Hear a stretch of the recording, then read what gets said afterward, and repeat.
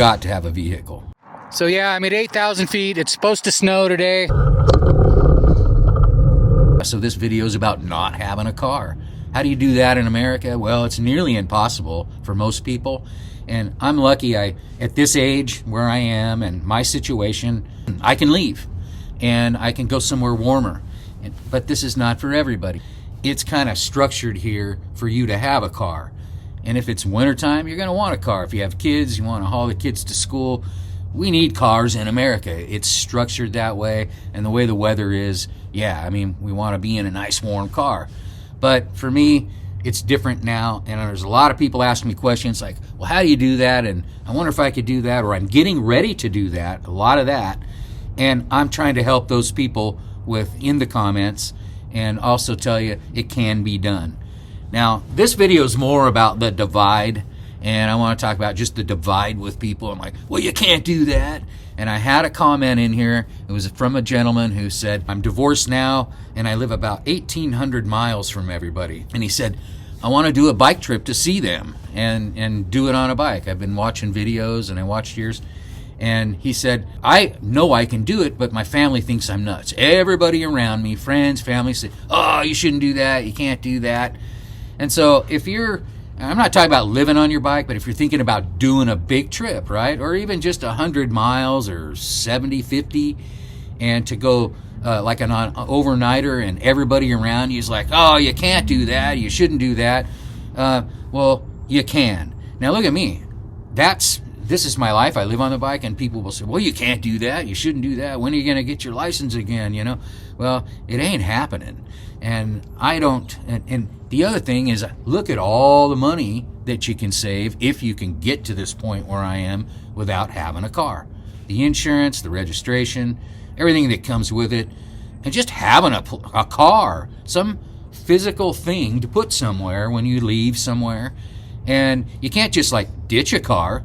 You can't just go throw it away when you're done. You gotta, you have to dispose of it right, or, I mean, cars to me are just kind of a pain in the ass. But I understand, and I've loved all the cars I had up in Alaska and all over.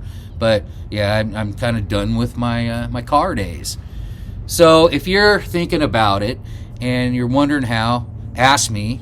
You can even email me, but put it in the comments. I'm willing to help you out, get situated. This seat you see behind me is a Brooks saddle. That's the first thing I recommend when you get a bicycle. It'll save your ass.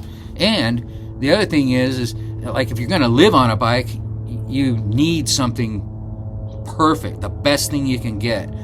And for men, they talk about prostate problems and bicycle seats. Well, thank God I've never had any issues, but you need to learn how to adjust your seat. That was another comment in the comments is, have you ever had any problems? Thank God no, and I'm 60. So the other thing, just keeping yourself physically fit before you go get ready to go on the trip. We won't go into like getting ready for trips. I have videos about that. But if you drive a car, I support that. It's okay, man. I'm not against cars. But if you're getting getting out of that a little bit and moving toward a bicycle and travel on a bike, I'm here for that too. Yeah, I tell a lot of stories. We go off on different directions.